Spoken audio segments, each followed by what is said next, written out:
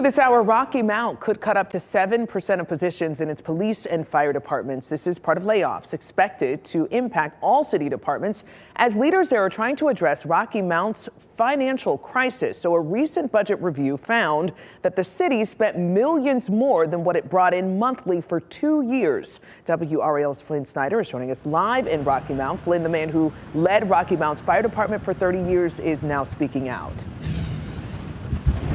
Yeah, Lena, and he says that Rocky Mount's essential employees like staff here at Fire Station 1 should not be the ones most impacted as the city looks to tighten its belt.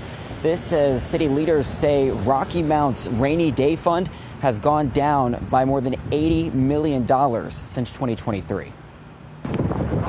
Former Rocky Mount Fire Chief of 3 decades, Keith Harris, knows the importance of a rainy day fund. He helped the city recover after Hurricane Floyd. Now he's speaking out amid another crisis. And somebody's got to be held accountable. City leaders have announced plans to cut 10 to 15 positions from the police department.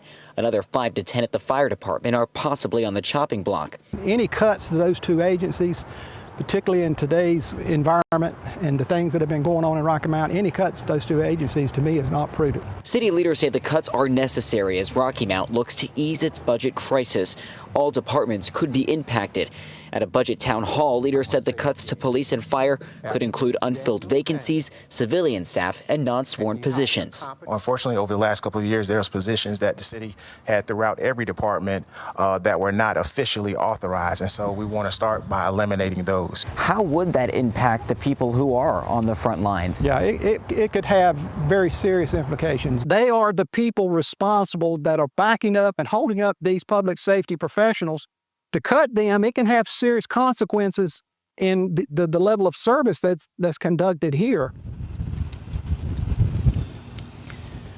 So the city of Rocky Mount, a spokesperson, says that the town is vowing to keep emergency services running at the level that residents expect. Both the police and fire chiefs in Rocky Mount declined an interview for the story, saying it's too early to comment in the budget process. Meanwhile, a final decision on those potential layoffs is expected to come in the next few weeks. Flynn Snyder, WRAL News, live in Rocky Mount. Thank you.